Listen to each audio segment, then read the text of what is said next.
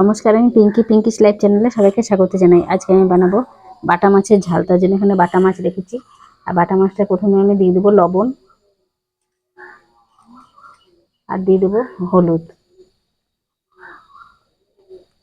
আর কালারের জন্য সামান্য একটু লঙ্কা গুঁড়ো দিয়ে দেবো। তাহলে মাছ ভাজা কালারটা খুব সুন্দর আসে। এবার লবণ হলুদটা আমি ভালো করে মাছের সাথে মিশিয়ে নেব।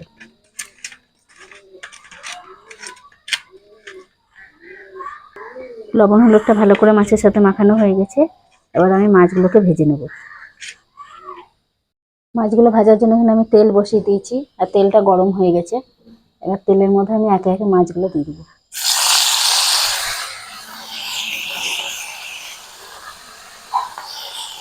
কড়াইটা যেহেতু ছোটোতে আমি তিনটে করে মাছটা ভাজবো, 6টা মাছ আছে। মাছগুলোকে এবার আমি উল্টে দেবো।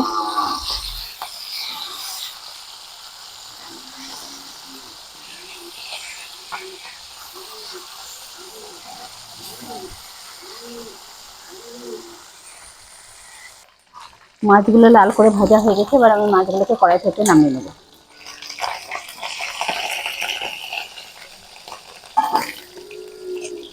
দেখুন লাল করে ভেজে নিয়েছি। বাকিগুলোকেও আমি একইভাবে ভেজে নেবো।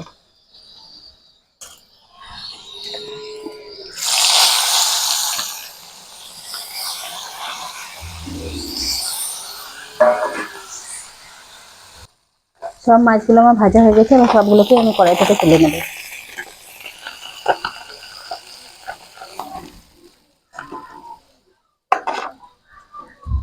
এবার কড়াইয়ের মধ্যে আরেকটু তেল দিয়ে দেবো। তেলের মধ্যে দিয়ে দেবো 2টো কাঁচা লঙ্কা। কাঁচা লঙ্কাটা আগে থেকে ফাটিয়ে রেখেছি।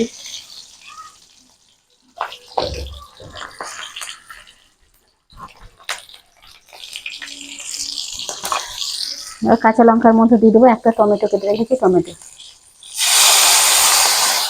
মাঝারি সাইজের একটা টমেটো কেটে রেখেছি।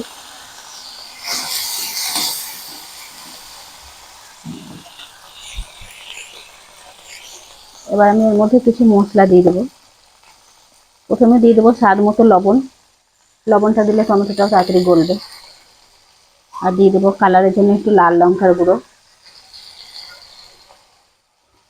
আপনারা ঝাল খেতে চাইলে এখানে ঝাল দিতে পারেন লঙ্কার গুঁড়োটা। আর দিয়ে দেবো হলুদ গুঁড়ো, আর অল্প সামান্য একটু ধনে গুঁড়ো দিয়ে দেবো। মশলাটাকে ভালো করে কষিয়ে নেব।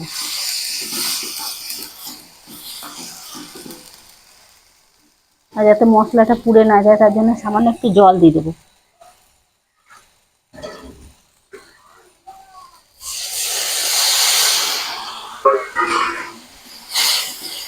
আমি একটু ঢাকা দিয়ে 2-1 মিনিট মতো রান্না করে নেবো, যাতে টমেটোটা ভালো করে গলে যায়। কিছুক্ষণ ঢাকা দিয়ে রেখেছিলাম, এবার ঢাকাটা খুলে নেব। টমেটোটা কি সুন্দর গলে গেছে এখন। আর খুব সুন্দর মশলাটাও কষানো হয়ে গেছে। যেহেতু আমি বাটা মাছের ঝাল বানাবো, তার জন্য আমি এখানে দিয়ে দেবো সর্ষে বাটা। এখানে আমি সাদা কালো 2 রকম সর্ষে একসাথে বেটে রেখেছি। সর্ষে বাটা দিয়ে দেবো। সব বাটাটা লাগবে না, অল্প একটু রেখে দিলাম। সর্ষে বাটাটা দিয়ে আমি মশলাটা 1 মিনিট মতো কষিয়ে নেব।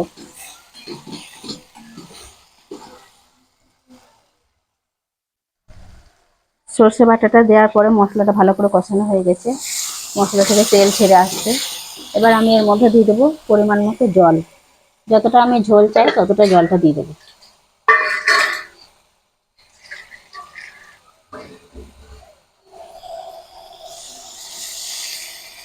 খুব বেশি জল দেবো না, আমি খুব বেশি ঝোল করব না।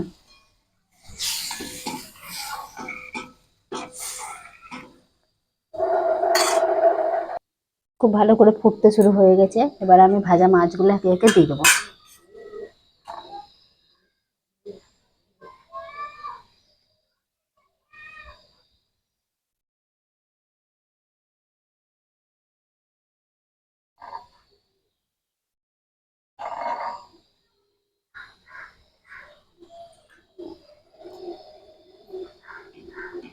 মাছগুলো দেওয়ার পর আর 2-1 মিনিট ফুটিয়ে নেব।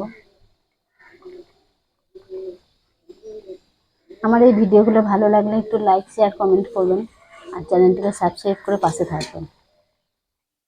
আর কেমন লাগলো আমার রান্নাটা অবশ্যই কমেন্টে জানাবেন।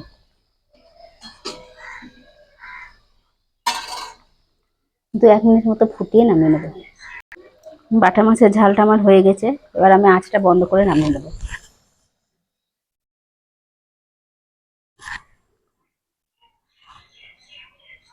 দেখুন দেখতে কতটা সুন্দর লাগছে।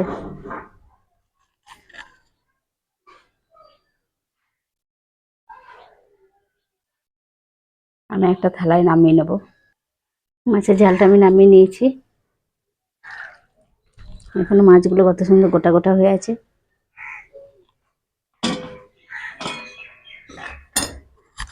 একটা মাছও ভেঙে যায়নি।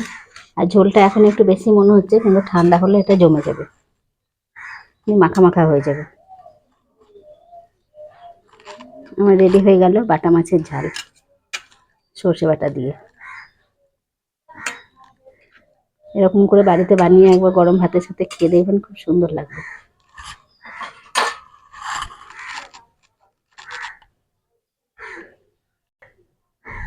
দেখুন দেখতে কত সুন্দর কালারটা হয়েছে, লঙ্কা গুঁড়োটা দিয়েছি বলে।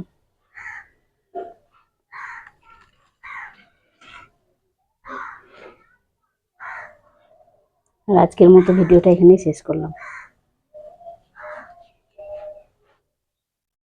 কেমন লাগছে একটু কমেন্টে জানাবেন।